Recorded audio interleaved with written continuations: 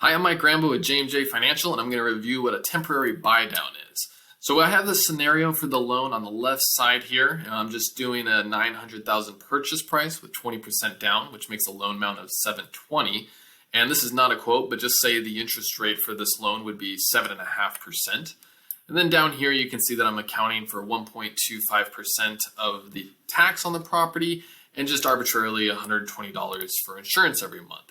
Now, what a temporary buy down is the seller or some other party other than the buyer or borrower is going to put money into an impound account that is then used to make payments towards the monthly payment.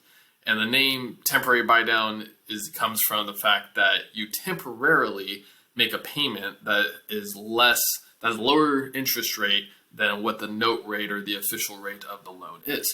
So in the top scenario here, it's a 3-2-1 buy down. And that's because in the first year, the payment that the borrower is paying is as though the interest rate is 3% less than what the actual note rate is.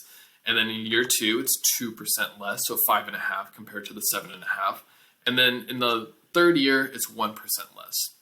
Now in years 4 through 30, you're just back to the original note rate of what the loan is, and the borrower is going to be making the full monthly payment from there on out. And you can see on the far right here, PITI is the full monthly payment, including those estimates for taxes and insurance that I put in, and how big the savings are compared to if they were just paying a 7.5% rate. Now, as mentioned, these funds have to come from somewhere. They're usually coming from the seller of a property. So in order to do this program, in this particular scenario, you would need to have $33,791 in credits to the borrower that will then be used to do this temporary buy down. Now, it's a lot of credit, so something that's more common is just doing a 2-1 buy down. And that's what most people probably know this program by, is a 2-1 program, 2-1 buy down rather. And same concept, in the first year, you're making a payment as though your interest rate is 2% less than what the actual note rate is. And then that brings the credits required to do the program down to $17,000. You could do this just on a 1-year program, which is even more manageable, but I think the 2-1 buy down is what we see as most common.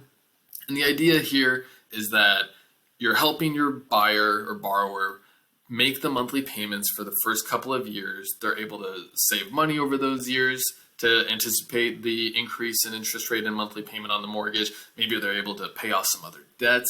Say if you have a car loan that gets paid off in that 2-year time span, now when you're back to your full payment, it's still the same out-of-pocket expense to the buyer as opposed to when they were making the car payment. So it just gives them a little bit of time to acclimate to the mortgage.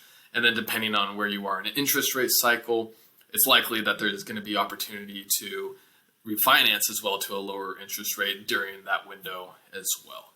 If you have any questions on the temporary buy down, give me a call.